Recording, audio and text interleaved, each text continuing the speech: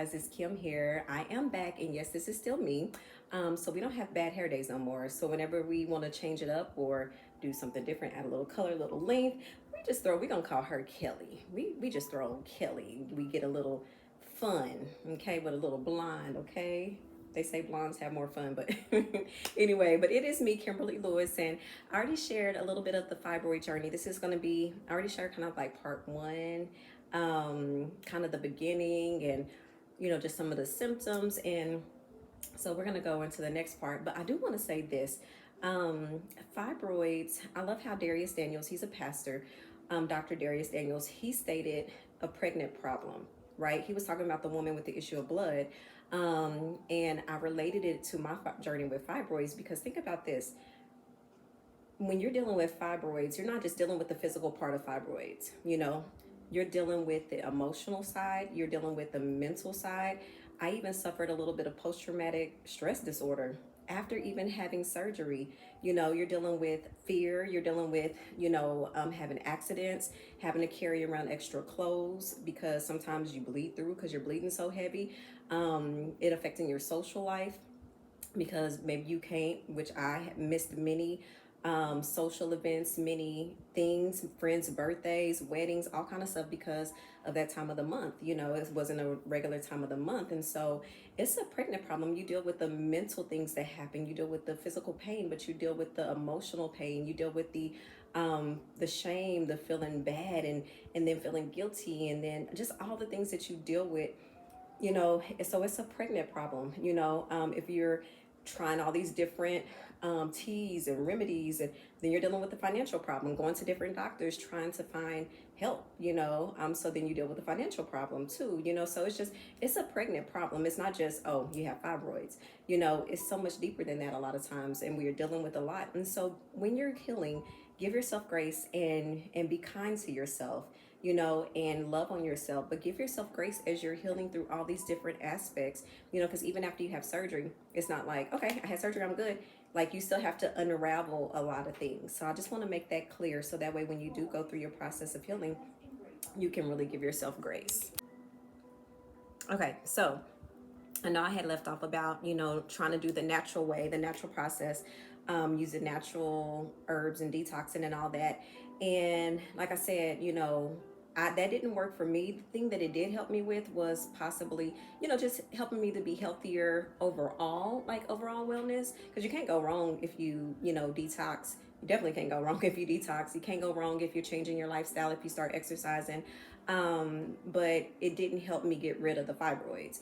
And so I just want to know, and I wanted to be completely honest and transparent with my experience. Some women might have had like a better experience, and maybe theirs wasn't as advanced, but mine was advanced. Like, my uterus had started protruding, and so it was just too far, so I had to look at another measure. One thing I will say in my journey, I remember, I had, I'm a very spiritual person. I have a relationship with the Lord. And I remember I had one night when I was celebrating, like intentionally celebrating Sabbath. I remember the Holy Spirit just started downloading things in me, and he was just talking to me about the things that he wants me to do in the earth and what I'm called to and who I'm called to and what I get to do and everything and how I get to show up in the world. And at the very end, he said, I need you to work out. And I'm gonna tell you guys, like, I was like, okay, I know what you talk about. Cause I kind of got scared to work out because I didn't have a lot of energy. And so I would still walk with my friend. And there were times like after a heavy cycle, I would tell her, I'm like, sis, let's try to walk. And she's like, okay. And, and so I would walk a little bit and I would tell her like, okay, sis, hold on, let me take some deep breaths. So I would have to stop, take deep breaths, catch my breath, and then walk a little bit more and just kind of listen to my body and just kind of slowly build myself up. And thank God I had so many amazing friends that were just patient with me, that were understanding. But sometimes after a hard cycle, I couldn't walk, and then I couldn't walk far without being short of breath, but then I would keep building, I would keep going. And then each time it got a little bit easier, I could walk a little further. Then each time I could walk a little further, and I was still taking those supplements. But one of the doctors, his name is Dr. Pierre Johnson. I started listening to him because I was starting to just get tired of this circle and this cycle of, okay, I have a heavy cycle, I build my strength up, and then Now I only got like a week and feeling halfway normal, and then here comes the cycle again. So then I'm down, and then I have to build myself back up again, and okay, now I'm a little less short of breath, and then up here comes the cycle again. Now lose a lot of blood, then I have to do. It was like a continuous cycle. And I remember one time, I don't know, I ran into him by Coach Jessie, because I remember her. I know she does a lot of natural things, and I was like, what they talking about? So I was listening to one of his lives with her, and they were talking about, fibroids. And so he had started saying, and I started listening to, because he was the only one that seemed like he had some knowledge about fibroids. Because I would go to other doctors, and they'll be like, oh, well, it's just common in African American women. Okay, but why? Nobody could ever say anything. I'm asking them, well, what causes them? Nobody can say anything. I'm like, well, what prevents them? Nobody can say anything. And so I'm like, geez, like nobody had answers. But when he started speaking, I was like, whoa, this is the first time I hear somebody that sounds competent about fibroids. And I started learning. And so one time he had said, fibroids are kind of like, you're not getting to the root of the problem. He said, because it's almost like pouring water in a bathtub without the stopper. The water, you can keep pouring the water, and that's what we do when we take iron, take all these supplements. You're pouring water into the bathtub, but if it's no stopper, it's just going to keep draining. As you're pouring the water in, it's still going to keep draining. And that's how I felt every month. I'm like, whoa, that makes sense. So if you don't deal with the root, you're going to stay in the same cycle. So that spoke to me. Then he also said something like, if a tree falls on the roof of a house and just messes up the roof a little bit, a couple branches are on the roof, then you could just remove the branches and you'll be fine. But if that tree falls through the roof, then you have to remove the tree, and you just can't paint the roof. You got to actually replace and fix and patch up the roof. He said, so fibroids, when they actually enter your cavity and they've done, like they're doing damage, and he was explaining that most of the time people that have the heavy bleeding and the really, really hard symptoms is because most likely the fibroid is on the inside of the cavity. Now go and listen to him. His name is Dr. Pierre Johnson. He's the expert. You can follow him on Instagram. He has a lot of lives where he's explaining things, and it makes more sense, and it helps us as women to know what you're dealing with and know how to get the help that you need. And so, but when he started explaining it like that, he was like, you can't just pat, like you have to remove the tree, then you have to fix the roof, put the and it was like, that makes sense. You can't just keep patching up problems and treating symptoms, because that's what they do in Western medicine anyway. It's just treat symptoms. And so when he started speaking, I was like, oh my God, I'm starting to finally get answers. I started watching, and this is why I want to provide some of this content for you women and you ladies and you fellas that have ladies that are suffering with this, so that way you don't feel like you're by yourself. Because the other thing I starting to do was looking at other pages where women were dealing with fibroids and they overcame them, and so I started following the group We Can Wear White, and then I started listening to other people's experience on YouTube, and I was like, okay, oh my God, okay, I'm not tripping. Some of those symptoms they were explaining, I was like, okay, I've experienced that too. I thought something was wrong, but no, it was just that's coming from the fibroids, okay, I experienced that too. Oh my God, that can happen. It just helped me to feel like I was not by myself. That's why I'm here, to also help you feel like you're not by yourself too. But so I started listening to Dr. Pierre Johnson. Doc P is what he goes by. I started following We Can Wear White, and then I started hearing other women's experience of having surgery and how it was before and how it was after, and that gave me hope. I'm like, wow. I remember the first time I heard a lady talk about her experience after having surgery, a myomectomy. She was like, this is day one of my first cycle, and then she was explaining, she was like, okay, it was kind of light, I only had to change my pad like 2 times or 3 times, whatever. And she was like, and I was like, oh my God, I would love to feel like that one day. So it kind of started igniting hope within me, and so so I started listening to women that were sharing their experience. And the other thing too, Dr. Pierre Johnson, the thing that caught my ear was that, he talked about being able to preserve women's uterus. I want to have children, and I believe I get to have children, and I am going to have children. And all the other doctors that I will hear, or friends that had surgery, fibroids, I always talk about hysterectomies. I'm like, I ain't trying to hear that. Nope, that's not in my vocabulary. So I suffered for so long because I did not want to hear anybody say I have to have a hysterectomy. So when I heard Doc P say, I can do a minimally invasive surgery, and most of the time, if that's your goal, I can preserve your uterus. I said, wait a minute, hold up. Let me listen a little bit more, And so I'm like, and then I started seeing the surgeries that he did and how big some of those women's fibroids were and how he was still able to preserve their uterus so they can have children. And that's the thing, sometimes as women, we suffer because, we don't want to just have the common hysterectomy, and things like that. And so that gave me hope. That ignited hope within me. And so I was like, okay, now I don't have to suffer anymore, because the other thing, I used to hear women say they had myomectomies and they had to cut them from all the way up here all the way down, and that's like, that just sounds traumatic, and that's something you don't want to do. Then when you hear them say, and the fibroids came back, I was like, so what's the point of having relief for a year and then the fibroids are going to come back? I mean, at least it's some relief, but the other thing that happens to us as women, sometimes we get so exhausted by trying to just survive, and we're so uncomfortable, and not feeling well, not feeling healthy, no energy, feeling like we're about to die a lot of times.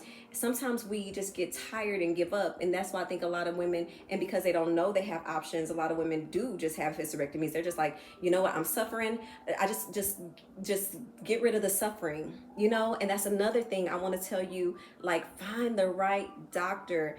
Look for the right doctor that gives you peace. When I found Doc P on Instagram, I felt this peace. I'm like, this man actually cares. He cares about our health. He cares about making sure he's doing the right thing with our body. He cares about giving us options. And I felt so much peace. So do not allow anybody to force you to make any decisions for your life or for your future. Like, you have options. And I want you, if you don't hear anything else I've said, know you have options. Okay? You have options. You just have to find the right doctor. All right.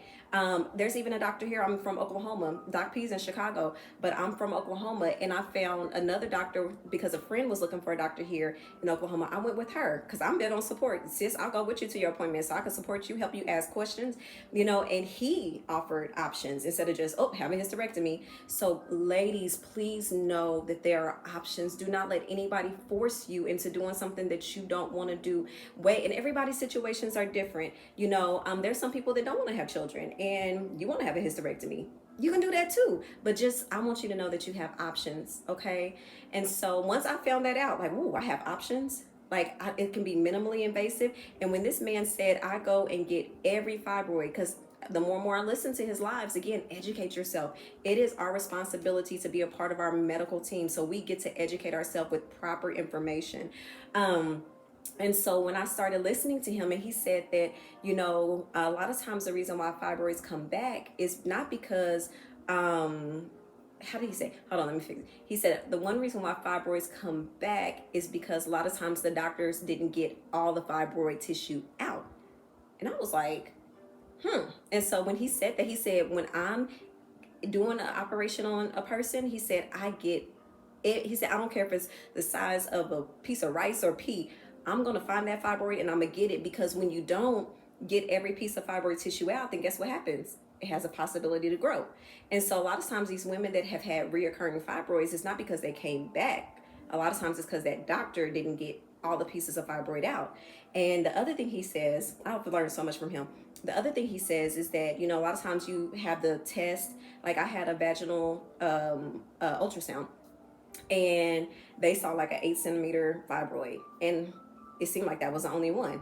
But he says he can guarantee almost 90, probably 98% that he's going to find a lot more.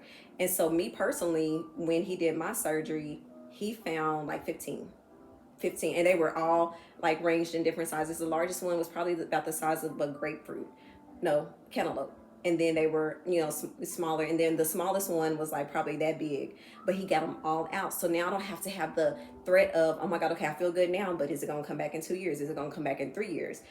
So that's another thing. Like, it just gives you peace in knowing that, like, you are really healed for real. You are really whole. Now you can really focus on eating right, doing all the other things you need to do, exercising and all that. So talking about exercising. So let's go back to that. So when the Lord told me I need to exercise, I was scared. I was scared because I didn't have a lot of energy, but I knew he was telling me that for my future because of the things just that I get to do on the earth, even supporting women, with issues like this, or just being a woman, and everything else that I'm called to. And so, but I was like, I told him, I said, Lord, if you want me to exercise, I need support. So I ended up getting a trainer, and the trainer was amazing. And I remember, y'all, the first time I worked out with the trainer. I went in, had a little meeting with him, and I knew him from when I used to work out at the CrossFit. And I remember he was a really good trainer, and he was very detailed. He made sure you didn't hurt yourself when you were exercising. And so I called him. His name was Aaron Diaz. I called him. I was like, Diaz, I think I want to, hire you to train me. Can we talk about it? Went down. I told him what my situation was. I didn't have a lot of strength. And he was like, I said, I look like I'm in shape, but I'm not. I said, I can walk up and down the steps and I'll be short of breath. And he was like, okay. He said, he was so kind. Again, the Lord will strategically put people in your pathway when you just have a desire. When you have a desire, God, I want to feel better, then he'll start putting things in your pathway. But we have to be open to see it and to receive it. And so when I reached out to Aaron Diaz, he was like, okay, we'll just kind of take it slow. We'll just kind of start with moving your body, and then we'll just build from there. And so I was like, okay. And it was like in early December when I reached out to him, and I think of 2023. And so, okay, early December 2023, he took me around the gym and showed me, some of the things. And I was like, okay. I said, well, I'll let you. He was like, just let me know when you're ready. I was like, okay. And so I went home and I was like, ooh, I'm so scared. I don't know. What if I can't do it?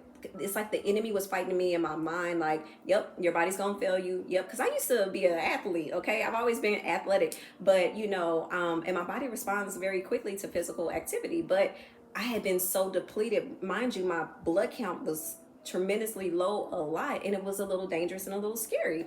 And so, but I was like, okay. And so I kept feeling this fear. And this is a coaching moment, right? I kept feeling this fear, and I'm like, why am I so scared? God, I'm scared to, I don't even know. Maybe I'll just wait till January 1st, like everybody does, And then when I started feeling that fear, and I kept feeling that fear, I was like, you know what? Anytime you feel fear like this, you need to stretch yourself and step into courage and do it anyway. So I was talking to myself, give myself a pep talk. Coach Kim, all right, Kim, listen, you're scared, but you're gonna step into courage and you're gonna do it anyway. And so I was like, okay.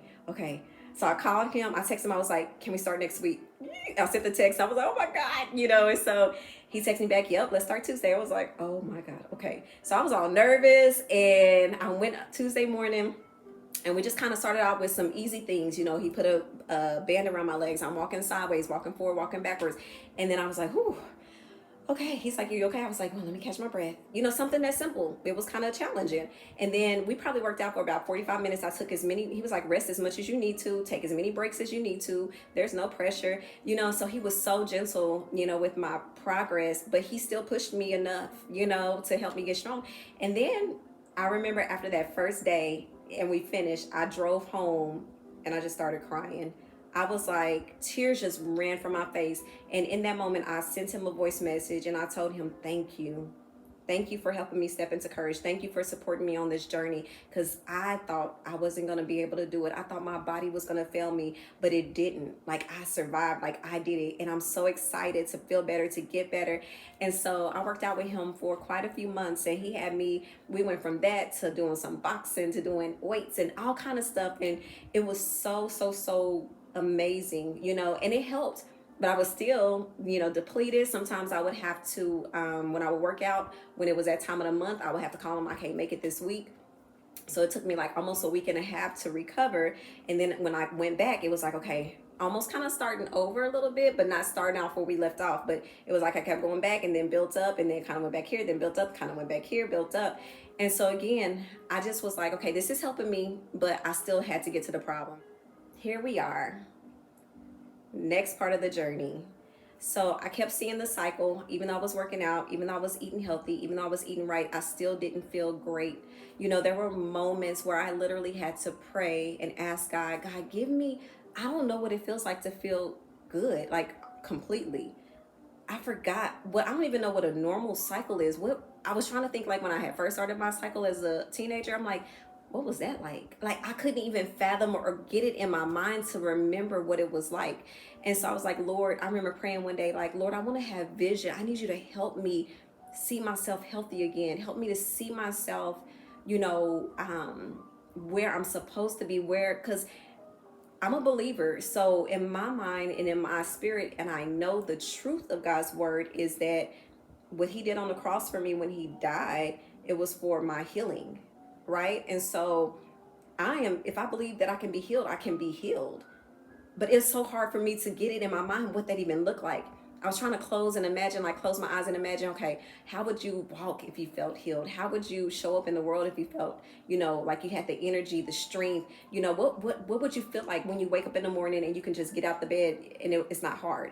Like I had to okay, try to tap in, and I had to ask for help to get a vision of what that looked like. And so fast forward again, when you have a desire in your heart for whatever it is, God will start putting people in your pathway. So not only did he put Aaron Diaz in my pathway, and even the people that did some of the holistic things along the way, I started opening up my mouth and talking to friends, about it, and we would share our different experiences. But then I ran across, like I was talking about, Coach Jesse and Doc P. Started listening to him, getting information, educating myself, seeing, okay, wait, this doctor is different. Listening to the girls that We Can Wear White, listening to their stories, seeing what kind of doctors they had, what kind of surgeries they had, what kind of options they had, and started seeing, wait, a lot of people are able to preserve their uterus. This is good, And so, anyway, let's go to the part where I'm trying to think, the surgery. Let's talk about that. So I didn't have insurance because at the time I could not even work full time. So let's keep it 100% transparent. I couldn't even work full time because I was so exhausted.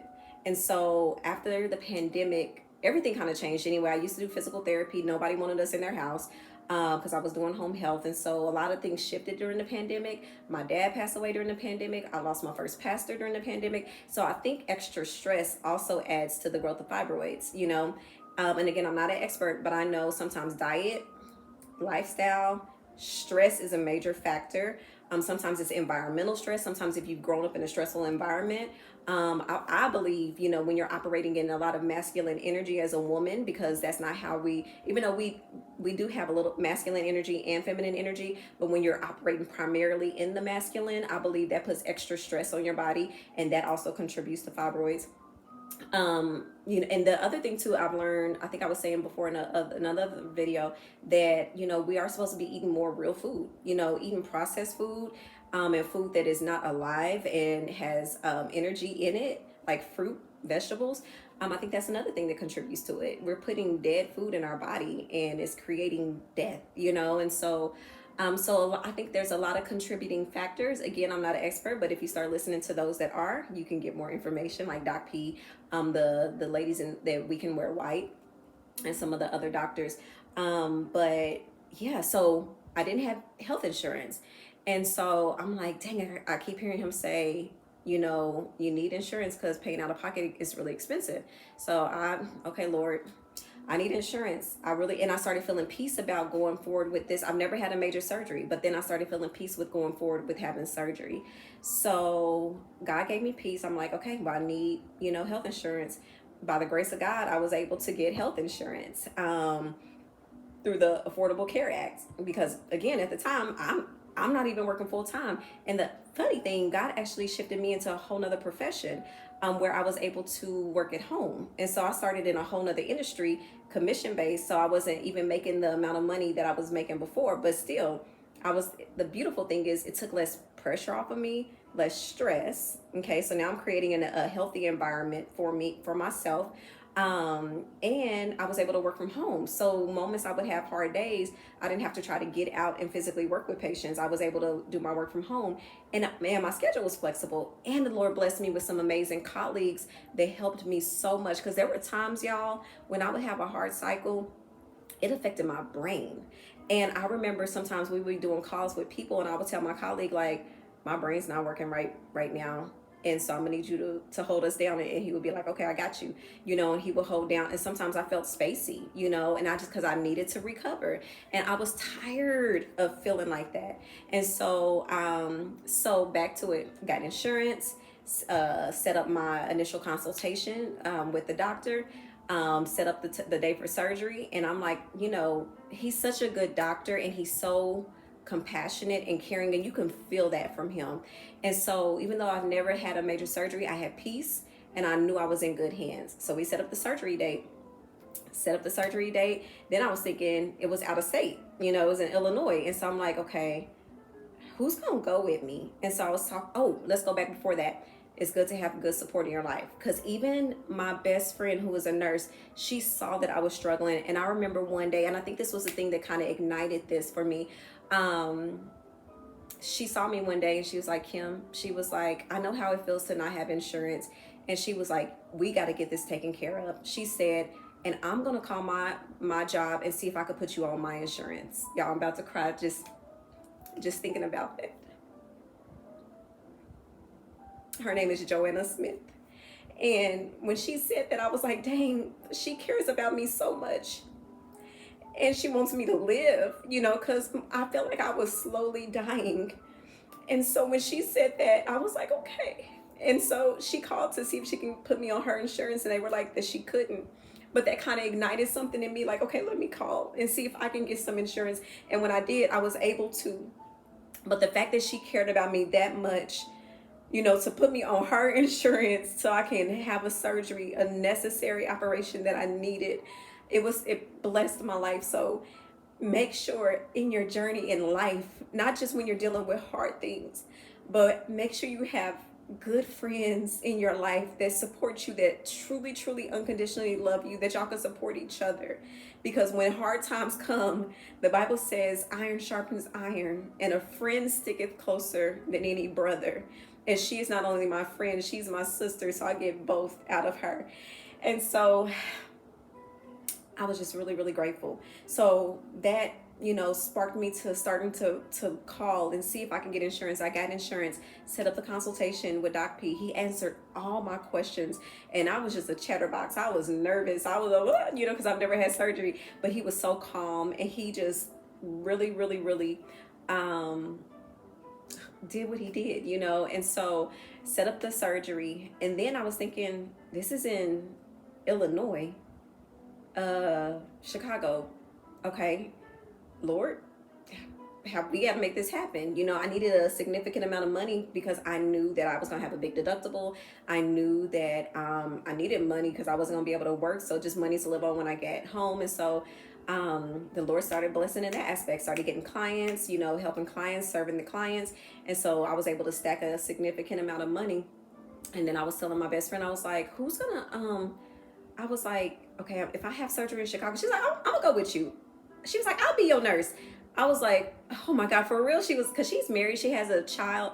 And I was like, she was like, yeah, I'm gonna be your nurse. I was like, I know you're gonna take care of me, because she's already, you know, man, she just takes care of people so well. That's her profession and that's her calling. So when she said that, boom, more peace came over me. Again, God will strategically set everything up for you. So she said she would go. And then I checked with my other best friend, and she was like, if you need anything, let me know. She lives in Dallas. And I called her. I was like, Dee Dee, I'm going to need you. I was like, you know, Anna can only stay from Tuesday to Friday. And then can you come the last part of the trip? And she was like, yeah, I'll be there. I was like, oh my God. So I was covered, you know, having help, you know, during surgery, which since she's a nurse, that was perfect because I felt more peace. She could ask questions. If I'm completely out of it and don't know what to ask, I knew she would be there to be, you know, make sure things were going like the way they were supposed to be going. But I knew and trusted Doc P because of the peace that God had given me with him. And so, and then my best friend was gonna cover me for the second part of that, and I was like, okay, I'm good, you know. And then I reached out to, I have friends in Chicago, so I don't know the area, so I reached out to them and was like, hey, can you help me find a hotel that is like in a safe area that's close to the hospital? And so I had another friend, she was like, okay, I already booked your room. You booked my room at your discounted rate? Girl, and she was like, yep, I'm about to work on the other one. I'm like, oh my, so God just started giving me favor after favor after favor after favor. And God strategically worked every part of that journey out. And I might be even missing some pieces, but God is so strategic. Again, when you have a desire, when you know and you trust God, you said healing is mine. Even before I even had surgery, I remember I started having dreams about healing. I started having dreams about the surgery. I remember I had this dream, and the doctor was like, after surgery, he was like, how you feel? And I was like I'm about to have a 6-pack, you know? And, you know, I'm like, okay, you know, so I would wake up and I'm like, okay, peace. It kept giving me peace. And then I remember I had another dream, and I dreamt that I was at this church service, and I dreamt that I just kind of fell up under the anointing of the Holy Spirit, and I heard in my ear, "You're healed." And I remember waking up from that dream. It was so much peace. I remember waking up from that dream like, okay, I'm going to be okay. And a lot of times God will give you all these things to comfort you, to give you peace, because I'm going to tell you something.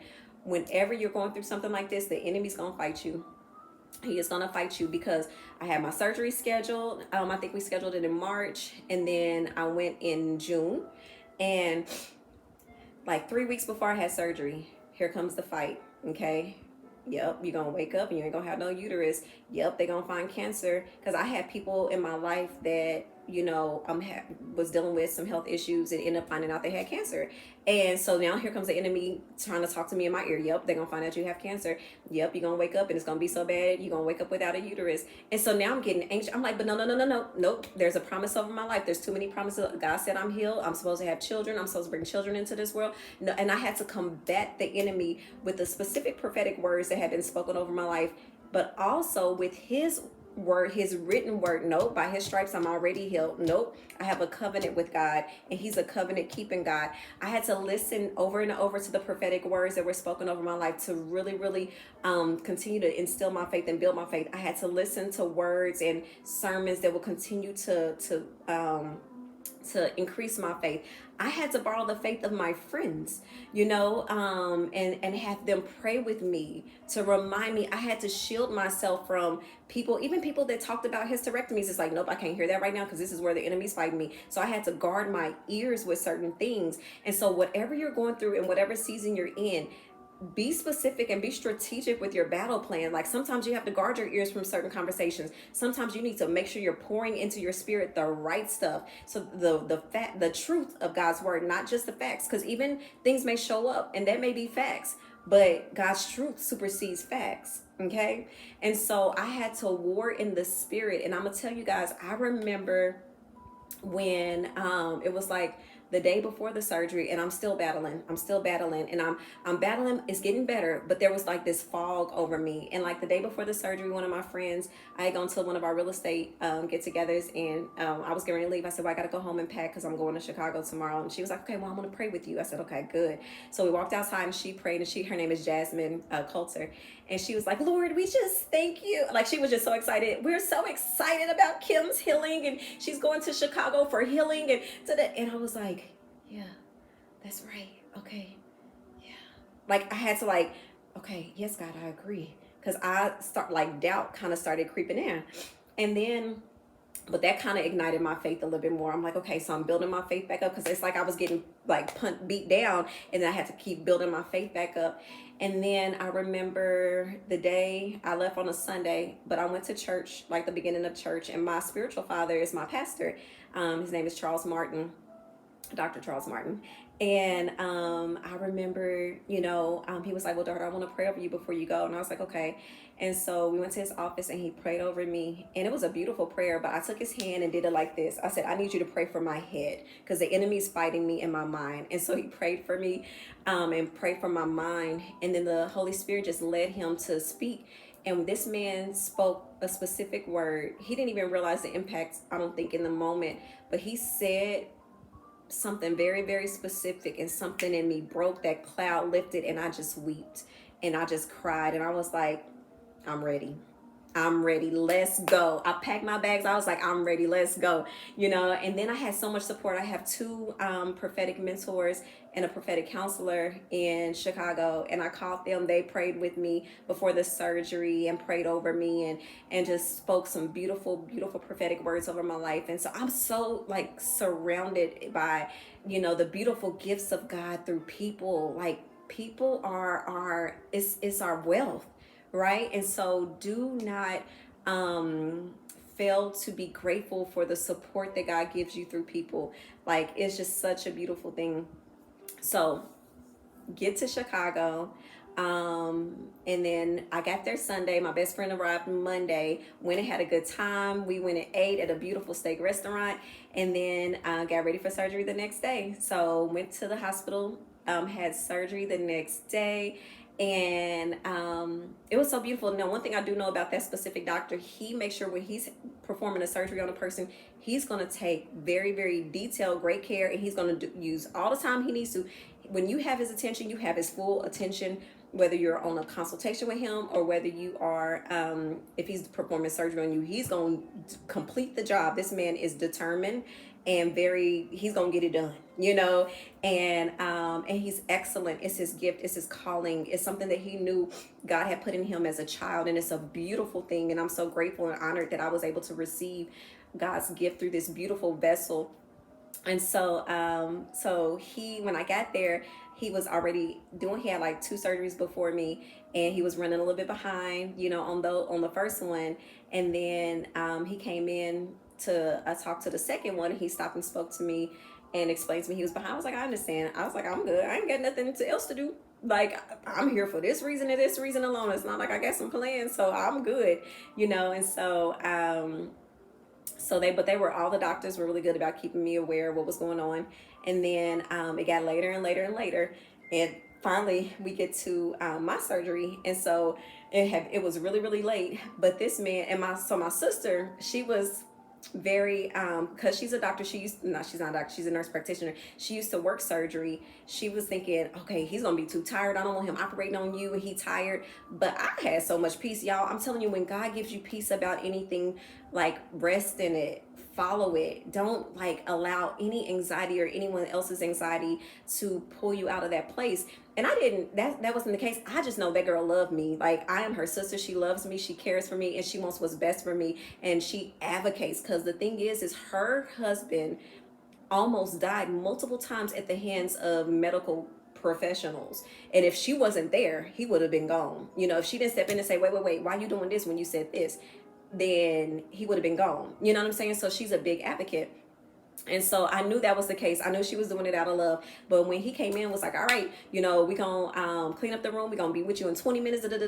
And I saw his energy. I felt in his confidence. I was like, I'm good. Like, if you good, I'm good. Let's do it. I said, but I need you to talk to my sister, because she feeling some kind of way. So he went out and talked to her and gave her what she needed. And then he went in and did my surgery. And baby, like, I have never experienced anything like that. Talking about the surgery. Okay, so day of surgery, went in, had the surgery. Doctor, the whole staff, the whole team, they were so amazing. They were so professional. They were so, man, they gave me so much peace, so much comfort. The anesthesiologist, like, I remember he said, I'm gonna give you something that's gonna feel like you had a couple glasses of wine. I'm like, ooh, I like wine. And so I remember he gave it to me. I was like, ooh, I do feel like I had a couple glasses of wine. The doctor played the music that I wanted to hear before I went under. He asked me specifically what I wanted to hear. And so first I said The Goodness of God by C.C. Winans, but the later it got, I was like, nah, I need you to play Ty Tribbett. And I felt like I knew the Lord was doing a new thing in my life. I knew this surgery was embarking on a new place. And going from a place of needing to be healed in sickness to him doing a new thing, being completely restored, better than before. And so I'm like, God's doing a new thing in me. God's doing a new thing. So Ty Tribbett's New, there's a song by Ty Tribbett called New. And I was like, play that. Yeah, so actually he played both. And so I'm listening, they're getting everything prepared. You know, I'm kind of getting a little sleepy, and I'm hearing these songs, and I'm like, that's right. The goodness of God. All my life, you have been faithful. All my life, you have been so good to me. You know, so I'm listening to that. I'm listening to Ty Tribbett, you know, and I'm like, this is what's up. And man, the doctor took amazing care of me. His team was amazing. Got out of surgery, had never felt that kind of pain before. And but I knew it was surgical pain, you know, but they gave me everything I needed. And one thing I love, one of the nurses, when she came in, she was like, what's your pain on a scale from 0 to 10? Now, I'm a therapist. I did physical therapy 21 years. We always ask the pain scale, but I had never been in a patient position. And I'm like, oh, Jesus. I'm like, it's a 12. And I ain't lying. I said, and I can take a lot of pain, but it's a 12. And she said, no. We don't want you taking pain. We don't want you in pain. We want to manage it. And I was like, wow, that made me feel so good, because a lot of times, especially me working in the medical field, seeing I think we call it implicit bias. We even have to do a continuing education on it. A lot of times as African-American people, you know, but an African-American woman, our pain is not always, what's the word? It's not always honored. you know. And so sometimes people put this weight, society puts this weight on us as African American women as, oh, y'all strong, y'all can handle it. And sometimes it's subconscious. Sometimes people don't even realize it. So if you tell a person you're in pain, a lot of times they will listen to a person of another race quicker and help them get their pain managed than they will us. And so when she said, no, no, no, no, we don't want you in pain. We want to get this pain under control. We want to manage it. So I was like, oh, dang. Okay, I don't have to sit here and take it, because sadly, again, another thing, sometimes as African American women, we're always in survival mode. We're, okay, I'm just gonna take it, I'm just gonna figure it out, I'm just gonna, okay, it's not that bad, I can get through, I can push through, and that's another reason why I feel like sometimes we have gotten fibroids, is because we're always in survival, you know, always trying to push through, always just, let me just figure it out, let me just make it, let me just press, let me just keep on pushing. No, no, no, stop, ladies, like, stop, listen to your body. Like, you are so deserving of being properly taken care of. You are so deserving of being properly loved and being properly, and even taking care of yourself properly. Like, we deserve that. You know, if you have breath in your body, you are special. You are special to God. If you have a pulse, you have a purpose. There is a reason why you're here in this earth. And we get to we get to stop normalizing the strong Black woman title. No, we need to be taken care of. We need to be loved. We need to be protected. We need to be covered too. You know, and so when that nurse said that, I was like, thank you. You know, so they got me on a really good pain schedule to keep my pain under control.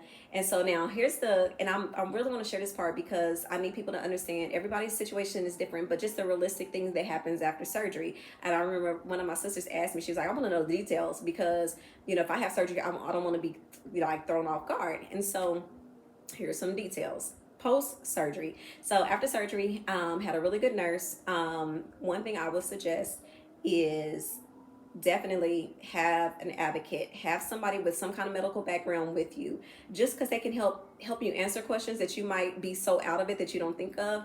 So having my best friend who's a nurse was amazing, and because they have some kind of medical background, they're more apt to knowing how to help you. And so anyway, the nurse got me on a good, you know, pain schedule. One thing I will definitely say, if you can, right after surgery, if they offer you pills versus IV pain treatment, do it in your IV. At least that, especially that first day first, because you're able to get the pain under control more quickly. So we did IV, and then so many hours we did pills. And then after so many hours, we went back to the IV, and then pills, and then IV pills. And it helped to manage the pain. Because I remember when I was laying there, I was trying to, you know, I had to get in the bed. And it was so like hard, because they cut into your stomach muscles. And you don't realize how much you use your core just for certain movements. And I remember I tried to lift my leg, and I was like, oh my God, I can't lift my leg, you know, because it just felt heavy. And I remember my legs felt funny, and I was like, I asked the nurse, I was like, my legs feel funny, and I was like moving my feet. I was like, okay, I can move my feet, I can feel my feet, you know, and I said, but my knees feel funny. And I asked her, I was so silly, but it's what I needed. I said, can you just rub my knees? I said, they just feel weird. Can you just, so she rubbed them. I'm like, okay, I can feel that. Okay, good. And then she rubbed the other one. I'm like, okay, I can feel that. And so it just made me feel better, you know. And so yeah, so there are other things whenever after you have surgery, like they teach you how to sit up, because you can't just sit up like this. It's like you have to log roll to your side, use a pillow to press against your stomach. So it's like you have to log roll to your side, use a pillow to press against your stomach, and then sit up that way. I use the bed because I remember as a therapist, a lot of times helping people sit up, I would lift the head of the bed up to make it a little bit easier for when they sat up, and then when they lay down, then I would let the head of the bed down, so that when they lay down, it would be a little bit more comfortable. So there are ways, you know, that, and the trained people can help you with that too, to make it easier. Most of the time when I was in the bed, I kind of was elevated. My head of the bed was elevated some, because it just made me feel more comfortable and less pressure. So that is definitely something. I had a catheter, had never had a catheter before, but I had a catheter, and they were giving me fluids and all this kind of stuff. Everything was going good. And then the doctor came and was like, okay, we're going to pull that catheter. I was like, whoa, wait. I was like, because I feel like I'm going to pee on myself if you pull it too soon. And because I was like, I don't know, I just felt like that, like, you know. And he was like, no, you're going to be okay. And I'm like, but what if I can't make it to the bathroom, you know? And so, Let me see what else. So they pulled the catheter after so long. And I remember, like, you know, a lot of stuff is still kind of numb. So I remember the first time I kind of started feeling the urge to have to go to the bathroom. Like when I first went to go urinate, like I just sat on the toilet and I'm like, is it gonna come? I mean, I felt like it was there. And it seemed like it took for a while for it to come, but then it finally did. Then it felt like it was just like going everywhere, and I mean in the toilet, but it felt like it was just going, and I was like, okay, this is like I couldn't control it, and I'm like, oh God, this is weird. And so I'm like, well, I definitely want to get to the bathroom in enough time, so if I felt any urge, I'm like, okay, let me just go ahead and go, even if I have to sit for a while, because that's going to keep me from peeing on myself. And you wear pads and, you know, different protective stuff like that. But so I remember telling one of my friends, I think it was after I got to the hotel, I think I was telling the nurse, I was like, girl, I said, like, sometimes, like, if I felt the urge, I'm like, okay, I'm gonna wait. And then when I stood up, it was like, woo, it really hit me. I had to hurry up and, like, rush. And you clearly couldn't move that fast. And so, Kegels, I was like, duh. I used to, as a therapist, I used to do incontinence programs for people. And I'm like, Kegels. So I started doing Kegels. So please remember, anytime you have catheters or anything like that, do Kegel exercises to help strengthen your pelvic floor. Because as soon as I started doing some of those holds and relax, hold and relax. And if you don't know where those muscles are, then just practice, like whenever you're urinating, try to stop it and then let it go. Stop it and let it go. Stop it and let it go. And then you'll get familiar with where those muscles are. The moment I started doing that, it got better. I had more control. I didn't feel like I was gonna pee on myself. So Kegels are so important. Please don't forget that. Let me see some of the other parts of surgery. Making sure your pain is managed. When the doctor does give you clearance to get up and walk, like even if it's a little bit, walk as much as you can. Walk a little bit, come back and rest. Walk a little bit, come back and rest. I didn't have the biggest appetite, and so I honestly got me some. I couldn't find any protein shakes, so I got me some Ensure, because I was like, I know I need to eat, but I didn't have the appetite, but I knew I needed nutrition. So when my best friend came, she ran to Walgreens, got me some Ensure, so I would eat a little bit. I ate soup from Panera that like made my stomach feel good, and it was light, you know. So I would eat soup and drink Ensure, soup and Ensure. So that was another thing that happened after surgery.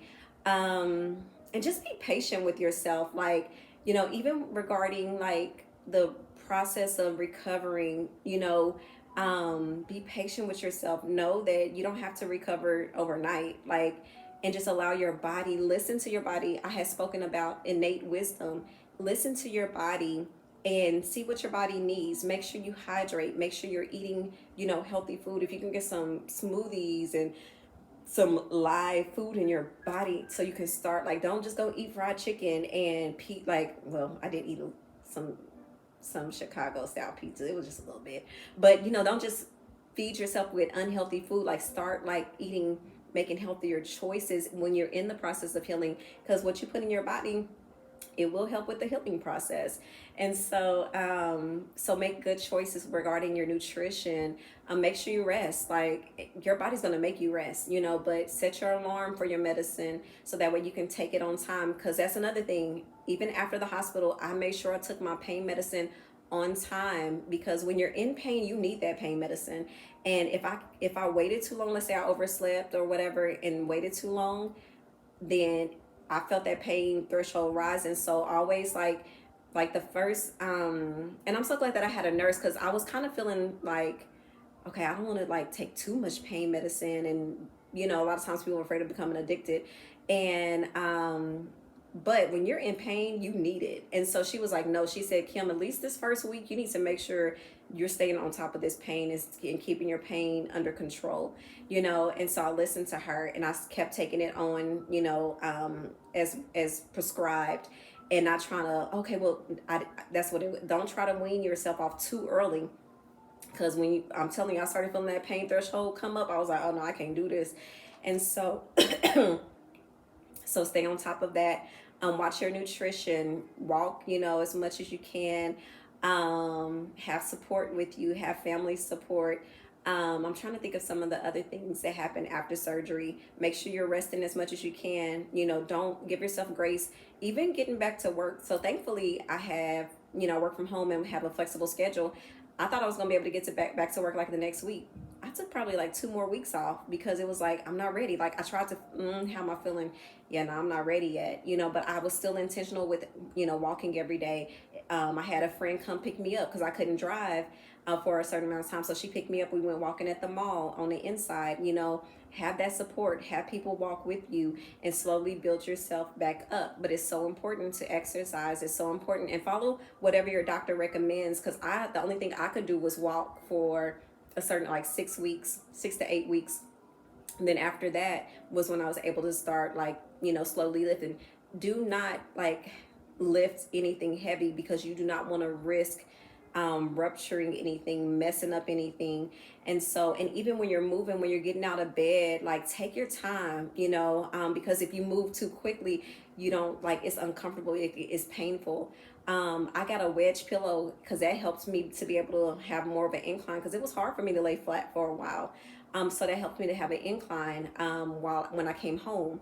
I had Amazon deliver a lot of stuff, but I had people like my tribe, my community, they were coming over cooking for me. They were coming over helping me clean my house. They were coming over lifting stuff for me, taking out my trash. I'm just helping me in so many ways, not letting me lift anything heavy, and so that's really, really, really important.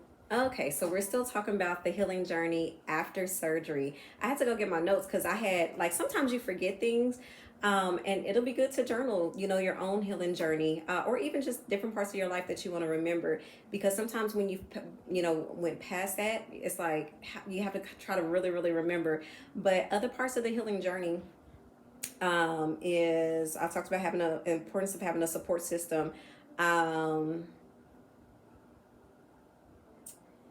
So the other thing is, when you're healing, the womb is so sacred. It's such a sacred space. And because as a woman, that's part of like our creativity. That's not even just our creativity, but it's also part of I would say creation and creativity, because we have the ability to create children. So it's part of our creativity, right? We have the ability to create children. We have the ability to multiply, right? To take something and multiply it. And so the womb, I remember the holistic doctor, she talked about, how all of our organs have a physical and literal function. So I would say that's one of the literal functions of the womb, is to, like, physically we can create babies, we can hold, we can incubate, we can carry, and our body can adjust, to be able to handle certain things like carrying a baby for 9-10 months, however it is. And so, but also that's our feeling space. That's our space where we hold.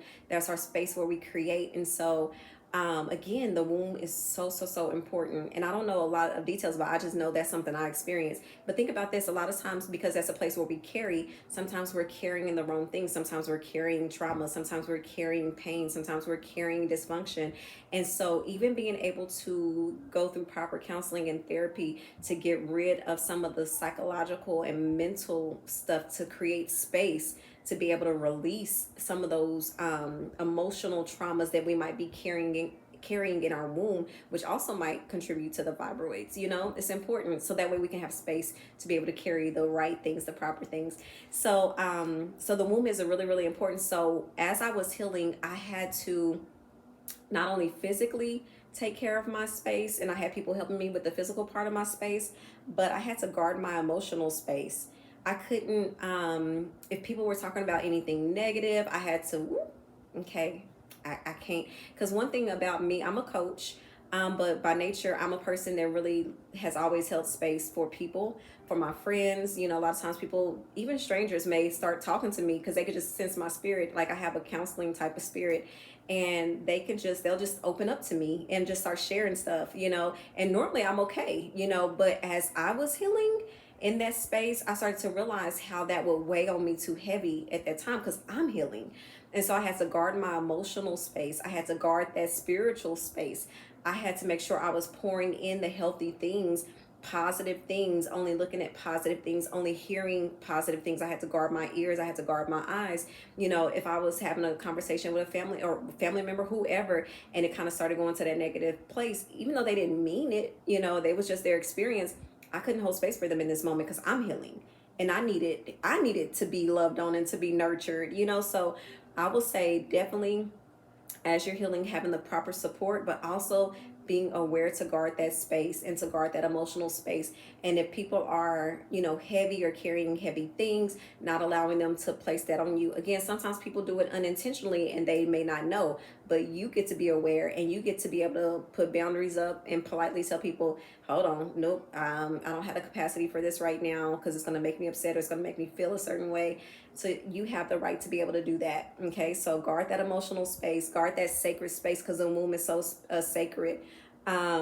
Make sure you're allowing people to pour healthy things into you, because this is a time where you need to be loved on, where you need to be full, you know, where you need to be poured into and nurtured. And so go into the posture of receiving, you know, whether it's affirmations from people, kind words from people, food, you know, love, you know, all those things, affection, proper hugs. When people hug you, make sure that their intention is to pour into you, not for you to, for them to pull from you, you know.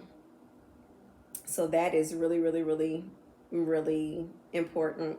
I put on here, follow your peace and let that be your guide. Allow peace to be your guide. Don't do anything that will take you out of peace. Find a way to intentionally get into peace every day. And then the other thing, you know, I talked about post-traumatic stress syndrome from the fibroids. You know, I remember there were times where it was like, oh my God, like what's my next cycle going to be like? Or I thought like, because I had some prolonged spotting just because of one of the locations of my fibroids. And I remember thinking like, oh my God, is this my cycle? Is my cycle coming? And I remember feeling like this heightened, oh, yeah. And I'm like, no, breathe. It's okay. It's going to be better. It's going to be better. It's going to be better. Like, it's going to be better than before. You know, your body's restoring itself, you know. So I had to intentionally calm my nervous system down and find ways to relax my nervous system, because sometimes when you're in survival mode, it affects your nervous system. You know, when you've dealt with all this trauma in your body, you know, not only the emotional trauma, but the physical trauma, your nervous system is heightened. So I had to like, nope, Kim, you're going to be okay, you know, because I was dealing with some PTSD, you know, and it was like, okay, well, if my cycle come, if I'm out, what's going to happen? You know, just all these things, almost like creating stories that haven't even happened, which throws you into anxiety. And so I had to be intentional with my mind and say, no, Kim, you're going to be okay. You know, I had to reach out to my doctor's office and ask questions like, hey, is this okay? Is this normal? Is this okay? And I got the reassurance, yep, this is okay. You're fine. You know, just keep doing what you're doing. And so I want you in your healing journey to not focus on what was, but focus on what can be. Now that you're healed, what's the new story you're going to create? Now that you're restored, what's the new story you get to create? What's the things that you get to do? What's the social events that you get to do? You see, I got on this white shirt, baby. I was so afraid to wear white. And it's actually not just a shirt. It's kind of, let me show y'all. It is like this cute little shirt that's like really, really, really long. So it almost looks, it goes all the way down to the floor. Almost looks like a dress, but you know, it's see-through, so you got to wear something up under it. But I love wearing white now because I'm not scared anymore. And I even have this cute little white what do you call it, sport, like tennis sport. Looks like I'm about to go play pickleball or tennis. And I'm like, I bought it. I'm like, yes, I get to wear that now and not be afraid. You know, so think about the things that you get to do. And I know that seems so simple to some people, but when you're scared and even when it's not that time of the month and you're like, oh, but what if it sneak up on me and it catch me on accident? I better not wear white. I better not wear nothing light. You know, I remember, y'all, my best friend, the nurse that went with me, you know, she and her husband been married 10 years and they've been through so much on their journey. And so they're doing a vow renewal. And she was like, I want to ask you if you will be my maid of honor. And I was like, oh my God, yes. And then the second thought was, oh my God, am I going to be on my cycle? Because if those dresses are pink, I'm not going to be able to, how am I going to miss my best friend's? Like, I just went straight to that. I went from excitement and joy to, oh God, like fear, like torture and torment. I'm like, oh God, okay, even if I try to calculate my cycle, sometimes it be coming at weird times. Oh God, I can't miss my best friend's wedding.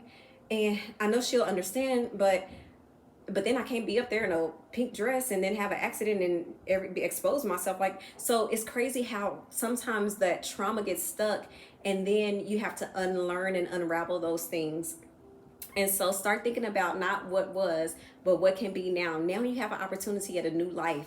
You know, what does that get to look like? And even before you have, if you have to have surgery or whatever it is that you get to do to heal, start thinking about, you know, okay, everything that you've missed, you know, start thinking the opposite. Okay, you know, I'm no longer going to miss this. I'm no longer going to do this. I'm no longer going to be afraid. You know, just flip that thing around, because like I said, sometimes it's hard to imagine and have vision.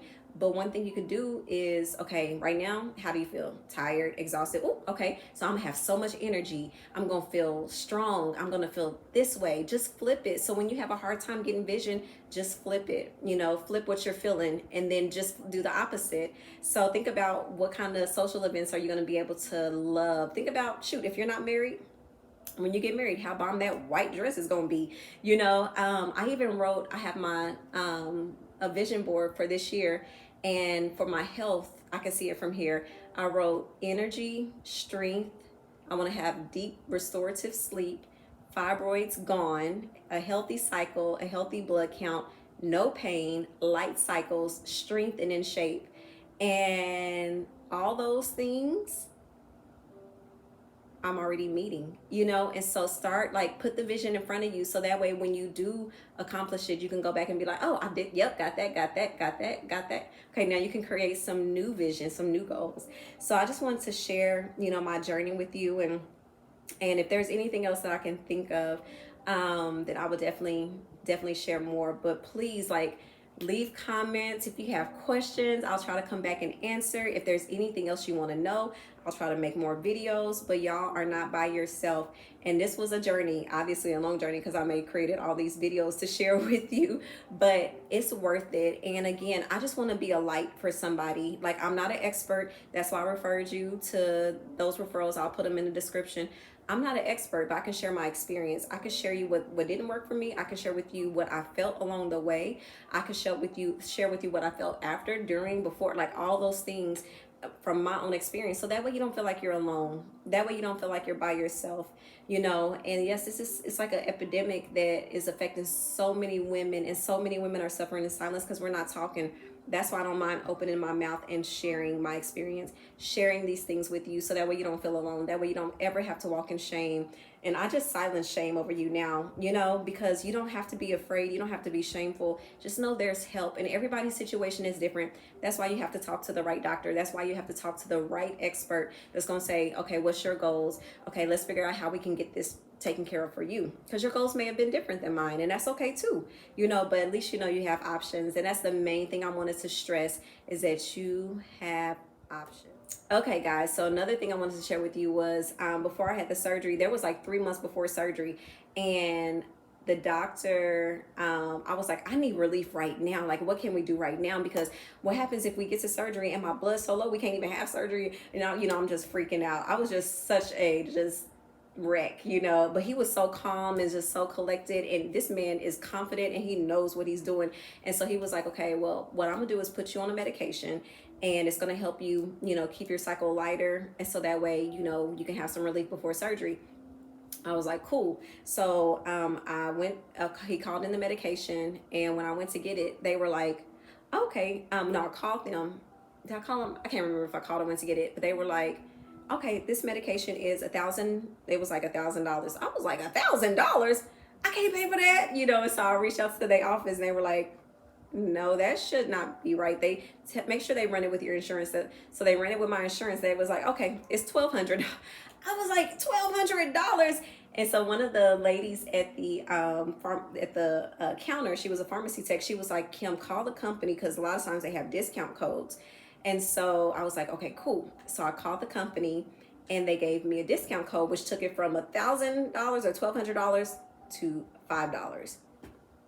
I said, wait a minute. So I called back. I was like, okay, so here's the card, you know, here's the code. And she was like, okay. So she tried to put it in, boom.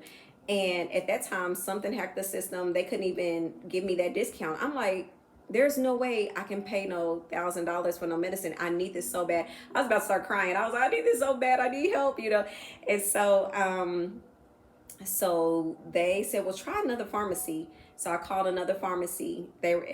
First it was like Walgreens, and I went to CVS. CVS couldn't do it because they didn't take my insurance. I'm like, he said, well, I'm gonna call Walmart for you and see if Walmart will do it. So he called Walmart for me, and they called me back and said, yep, we can fill this and we'll give you the discount because our system is working.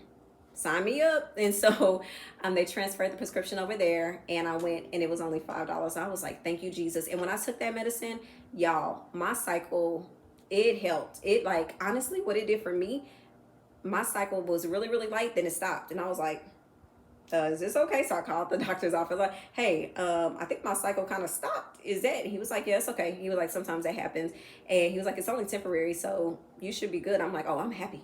Because now I felt like I was on vacation. I was like, okay, at least I can get some relief, get some of my strength back before I have surgery. And that's the other thing I did. Before I had surgery, I started, especially when my cycle kind of slowed down and kind of stopped, I was like, okay, now I have strength. So I kept taking my iron, kept eating healthy, started walking more. And I was like, okay, I got energy. I can walk more. So I started walking between like 2.5, 3 miles, almost maybe 4 days a week. Cause I'm like, cause I'm, as a therapist, I know that if you build your strength before you have the surgery, then your recovery time is better. And so I was like, okay, I'm gonna work out.